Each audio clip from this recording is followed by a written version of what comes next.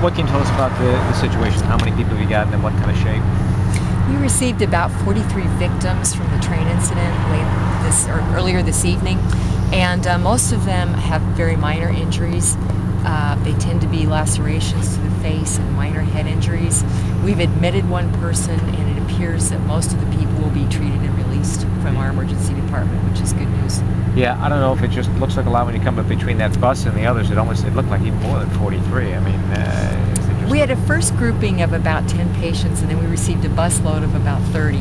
And I also really want to credit our doctors and nurses. We have many on staff who showed up to help out, and they're doing a great job getting people seen and treated as quickly as possible. Yeah, I know you have a plan for this, but no matter how much plan, it's got to be tough. I mean, for the hospital personnel to deal with mass numbers of this in a quick time.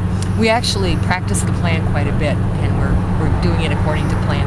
It's difficult, though, between the numbers of people and just the logistics. I mean, you know, I think everybody, especially family members and the victims themselves, will always wish that it could go as fast as possible, but it's actually going pretty smoothly. We're pretty pleased.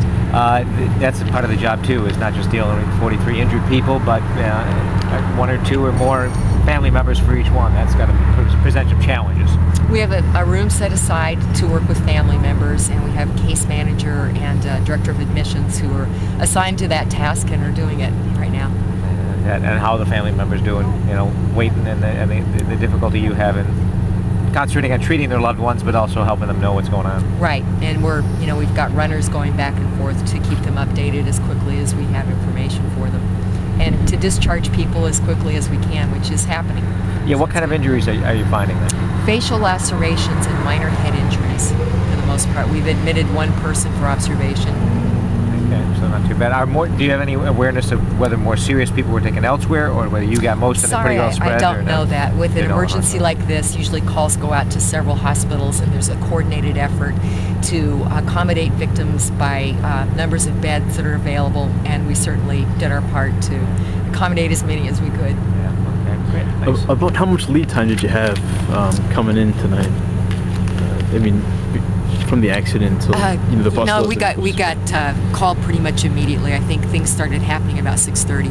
And did you? I'm not sure what time the accident happened. I don't have that information. Did you immediately start calling back staff to come in and help out? Okay.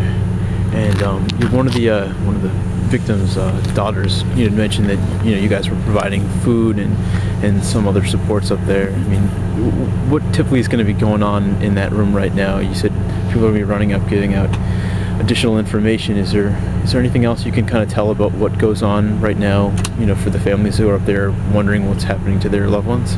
I mean, typically we have somebody there from case management, from registration, and they'll walk them through the process of seeing patients in the ED, and help them to kind of understand the time that it takes to really get a full assessment and make sure people are okay. You can't do it in 5 minutes.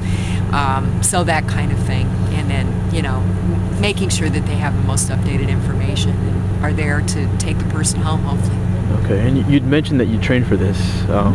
How often does a situation like this ever occur? I mean, well, we unfortunately have to kind of blue sky imagine whatever could go wrong. That's our job as a hospital, and we're happy to do it.